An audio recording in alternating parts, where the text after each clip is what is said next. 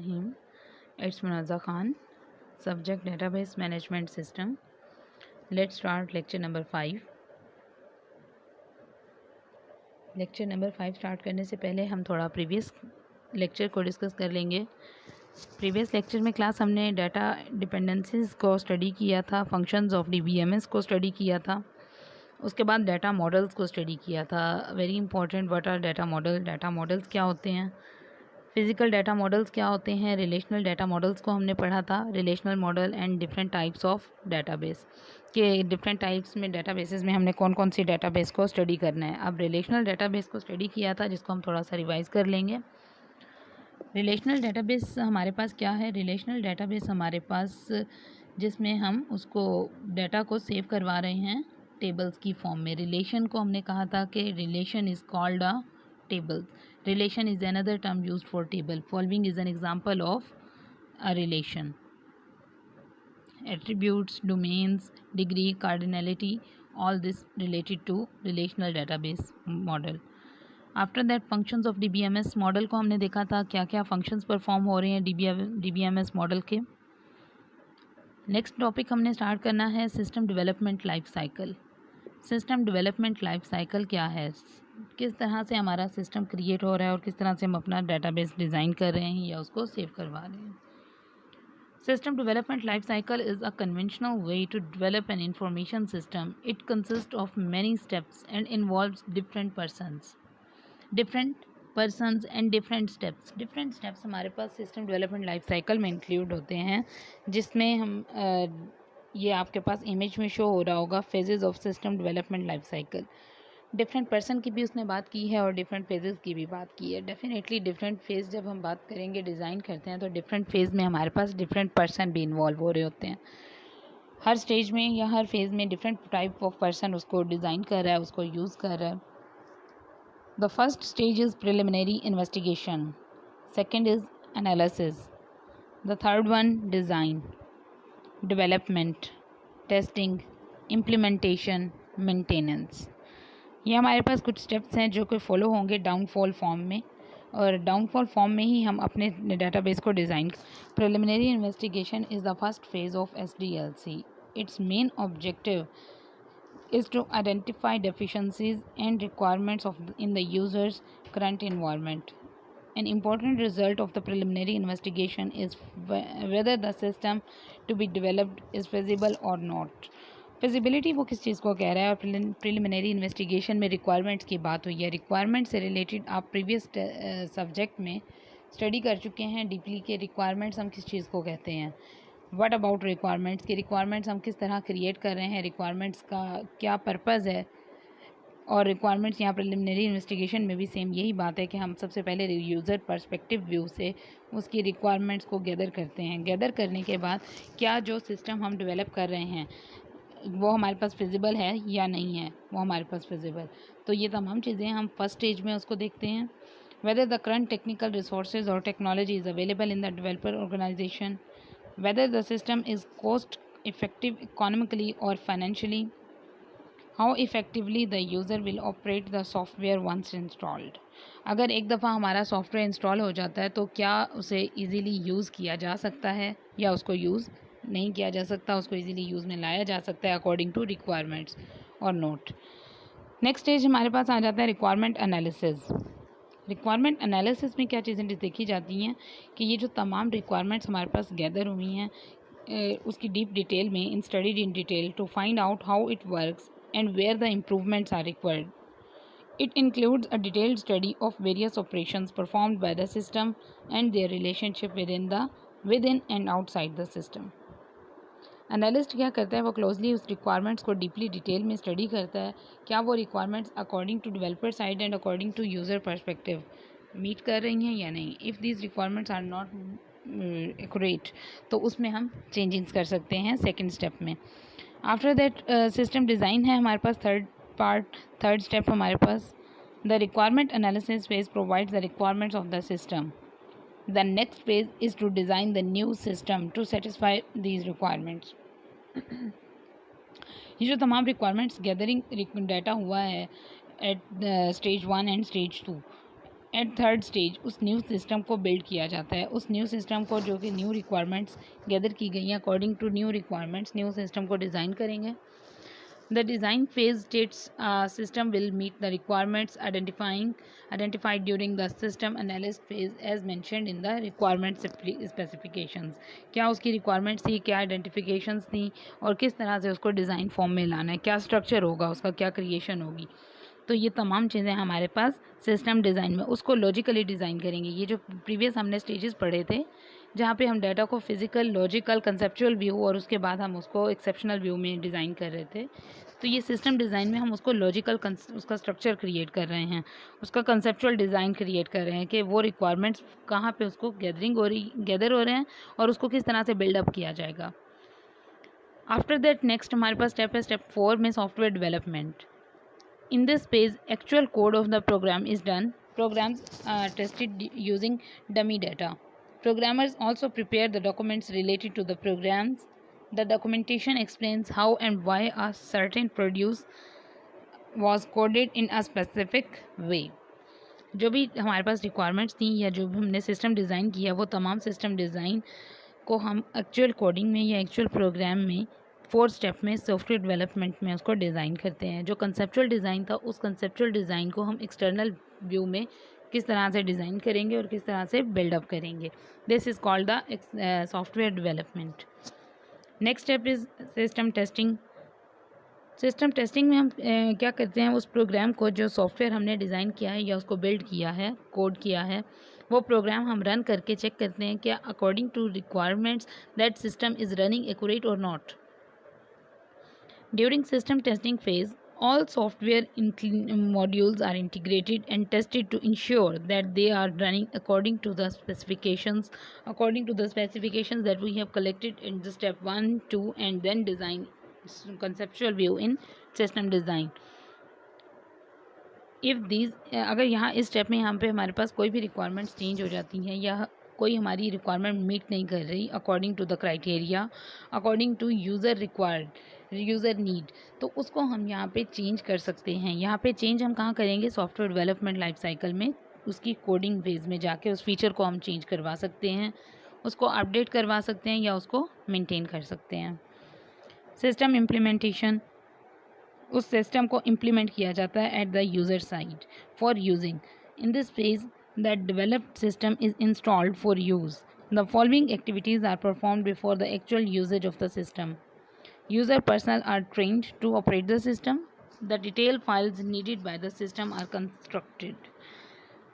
User site पे जब उस सॉफ्टवेयर को डिप्लॉय करते हैं, उसकी डिप्लॉयमेंट देते हैं फॉर डेटाबेस और किसी भी तरह का सॉफ्टवेयर हो, तो सबसे पहले उसके एप्लीकेंट, जो भी उसके यूज़र्स हैं, यूज़र पर्सनल्स को ट्रेन किया जाता है, उसकी ट्रेनिंग दी जाती है अकॉर्डिंग टू रिक्वायरमेंट्स या जो भी उसका क्राइटेरिया होता है, उसके अकॉर्डिंग उस यूज़र्स को तमाम स्पेसिफिकेशंस बता दी जाती हैं।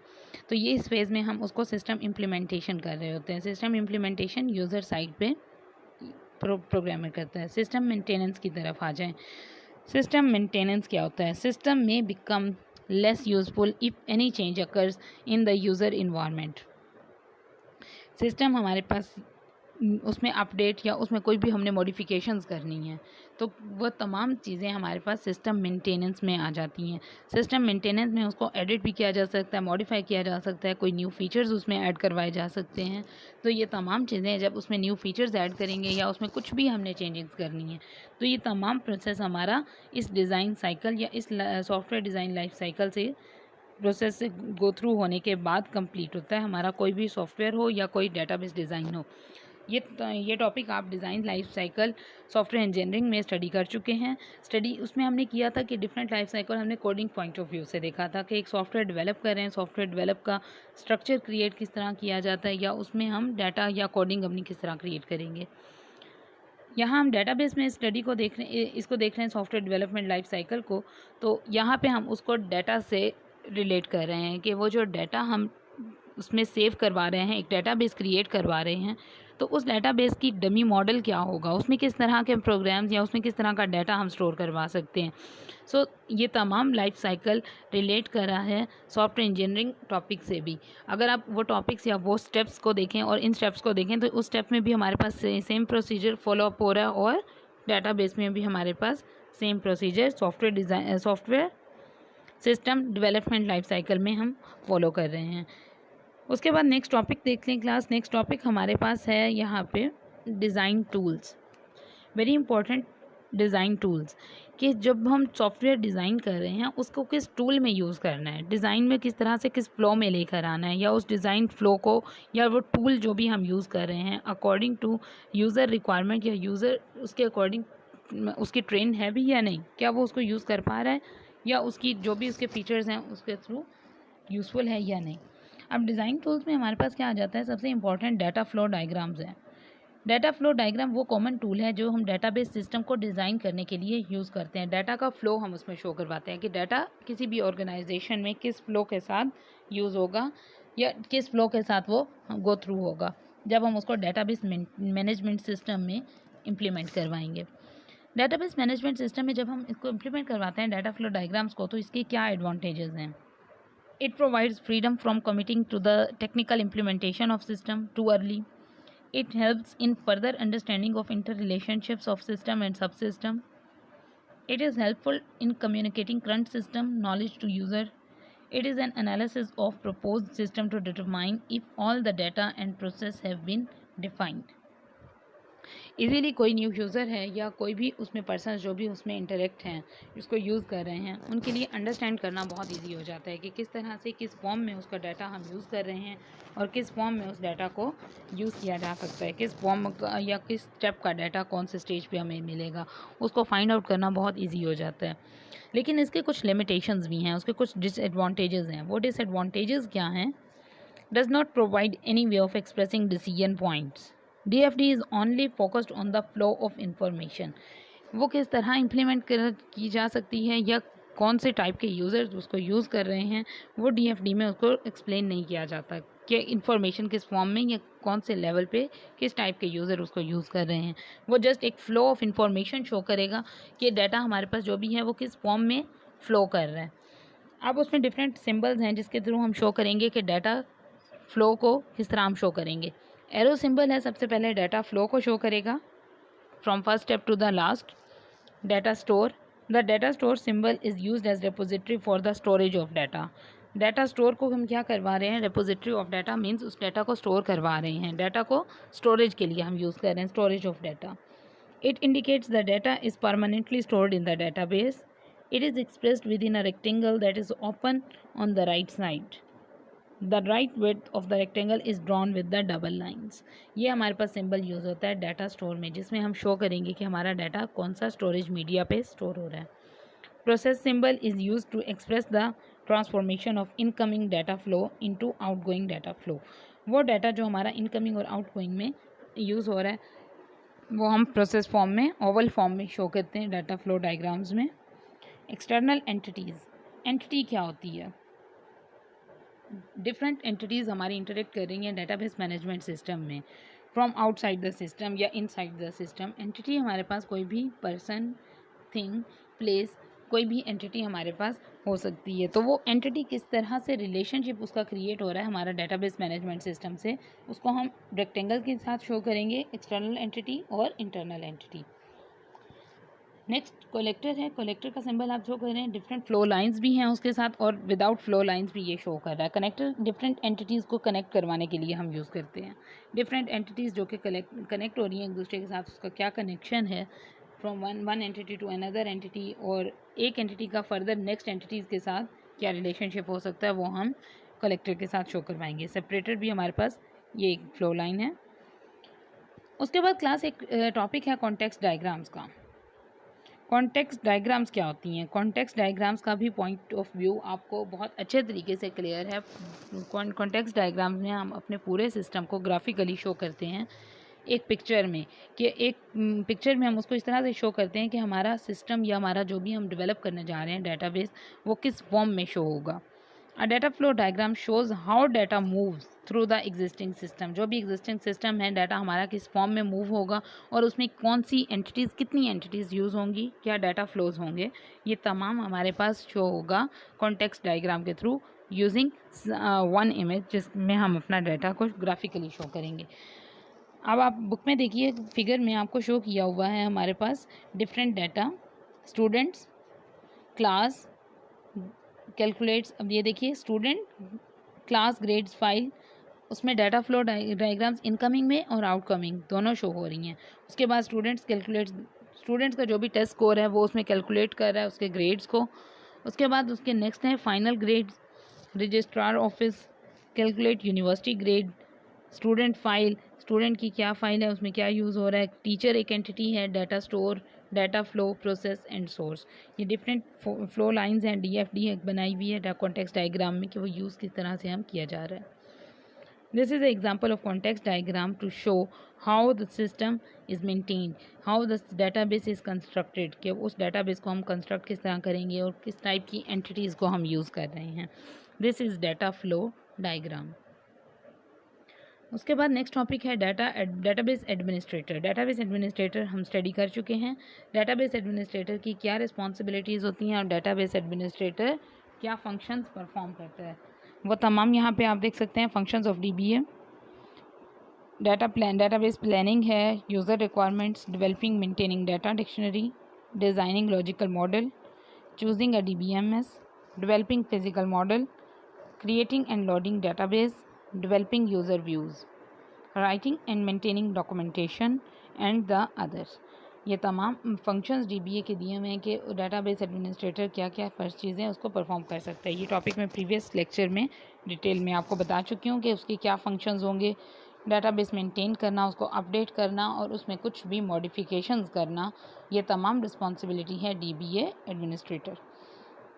Next is data administrator. Data administrator is the person जो कि लार्ज ऑर्गेनाइजेशन में यूज़ किया जाता है, जहाँ पे हमारे पास डिफरेंट टाइप्स ऑफ डाटाबेसेस या different types of DBMS use किए जाते हैं। उसमें मेन पर्सन होता है डाटा एडमिनिस्ट्रेटर, जो कि तमाम डाटाबेसेस को कंबाइन कलेक्ट करके यूज़ कर रहा होता है और उसको तमाम सोर्स ऑफ इंफॉर्मेशन की इंफॉर्मेशन उसके पास होती है कि वो डाटा हमारे पास किस सोर्स से किस इंफॉर्मेशन, कौन सी इंफॉर्मेशन कौन से पाथ से रिलेट कर रही है या किस डाटाबेस के साथ रिलेट कर रही है। Database administrator, data administrator is responsible for the whole information resource.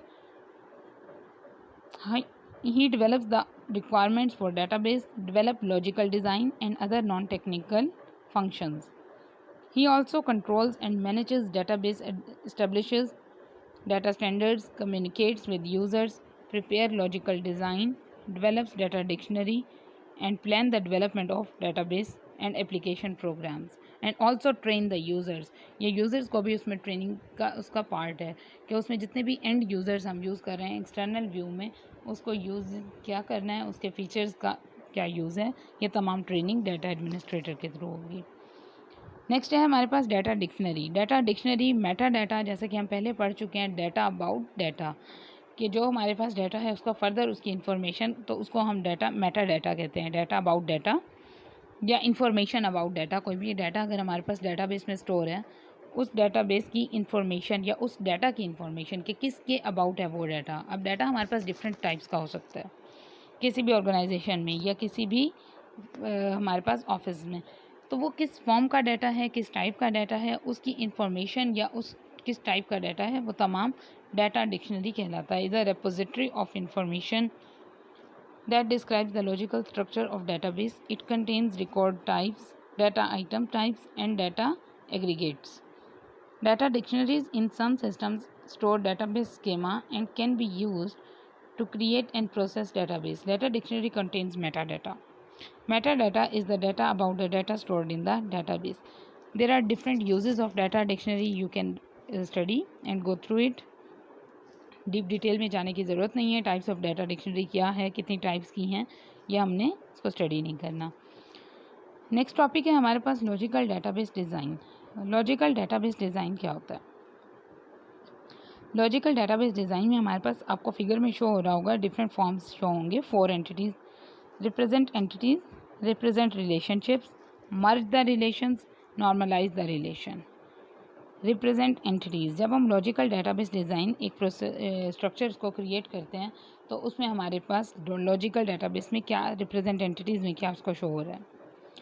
Each entity in a ER diagram is represented as a relation in relational model. In this process, the name of entity becomes the name of relation. The identifier of entity type becomes the primary key of relation. The remaining attributes of the entity type become non-key attributes of the relation. यहाँ पे आपको employ की एक data show हो रहा है, table show हो रहा है, जैसे हम प्रीवियस रिलेशनल डाटाबेस में पढ़ चुके हैं कि रिलेशनल डाटाबेस क्या होगा, रिलेशंस क्या होंगे। तो इसमें एक ऐसा यूनिक पर्सन या यूनिक आईडी जिसको हम प्राइमरी की के नाम से कॉल करते हैं, उसको प्राइमरी की बना दिया जाता है। प्राइमरी की क्या होती है, जिसमें हम यूनिक उसको कोई आईडी दे सकते हैं या यूनिक नेम के साथ, यूनिक नंबर के साथ उसमें ऐड डाटा करवा सकते हैं, जिसमें हमारे पास डाटा रिड्यूडेंसी नहीं होगी, कॉल नहीं होगी। मतलब सेम डाटा अगर हम कॉल करें तो वो हमारे पास शो नहीं होगा, डुप्लीकेट डाटा हमारे पास शो नहीं होगा। ईच एंटिटी इन डायग्राम, ये ईच एंटिटी हमारे पास हर डायग्राम में तमाम एंटिटीज़ जो हैं वो किसी भी रिलेशन के नेम से क्रिएट हो सकते हैं। अब इसमें एक एम्प्लॉय आईडी है, नेम, एड्रेस, एट्रीब्यूट्स या एम्प्लॉय। एक फर्दर मतलब एक सिंगल एलिमेंट देखिए एम्प्लॉय, उसको हमने रिलेशन का नाम बना दिया। रिलेशन क्या होता है, टेबल। रिप्रेजेंट रिलेशनशिप्स, अब ये तमाम एम्प्लॉय के साथ देखिए डिफरेंट एम्प्लॉय आईडी है, नेम है, एड्रेस है, बर्थ रेट है, इसका रिलेशनशिप क्या है एक दूसरे के साथ, एक टेबल का या दूसरे टेबल के साथ उसका रिलेशनशिप किस तरह से शो करवाया जाता है। ER डायग्राम के थ्रू इसके रिलेशनशिप्स को भी हम देखते हैं लॉजिकल डेटाबेस में। Each relationship in an ER diagram also be represented in relational model. The representation depends on the nature of relationship. In some cases, a relationship is represented by making the primary key of one relation foreign key or another relation. In some cases, a separate relation is created to represent a relationship. इसमें keys की बात हो रही है। Keys का मैं आपको detail अभी नहीं बताऊंगी बिकॉज यहाँ पे इस चैप्टर में आपके पास कीज़ की इन्फॉर्मेशन नहीं है। नेक्स्ट टॉपिक में या नेक्स्ट लेक्चर में मैं आपको कीज़ की एक्सप्लेनेशन दूंगी, फॉरेन कीज़, प्राइमरी कीज़ या ये तमाम कीज़ का क्या पर्पज़ है और ER डायग्राम में हम इसको कहाँ पे यूज़ कर रहे हैं। नेक्स्ट हमारे पास है merge the relation. Merge the relation से मुराद के मतलब हमने एक टेबल को दूसरे टेबल के साथ उसका डाटा किस तरह से मर्ज करना है। अगर हमारे पास दो टेबल्स हैं एम्प्लॉय के और सेम डाटा उसमें कॉल हो रहा है, डुप्लीकेशन हो रही है, तो उसको हम मर्ज करके सेम टेबल में, एक ही टेबल में उसका डाटा कॉल करवा सकते हैं, एक ही टेबल उसको क्रिएट करवा सकते हैं। जब हम दो टेबल्स का डाटा एक टेबल में क्रिएट करवाते हैं तो उसको हम मर्ज द रिलेशन या मर्ज द टेबल्स कहते हैं।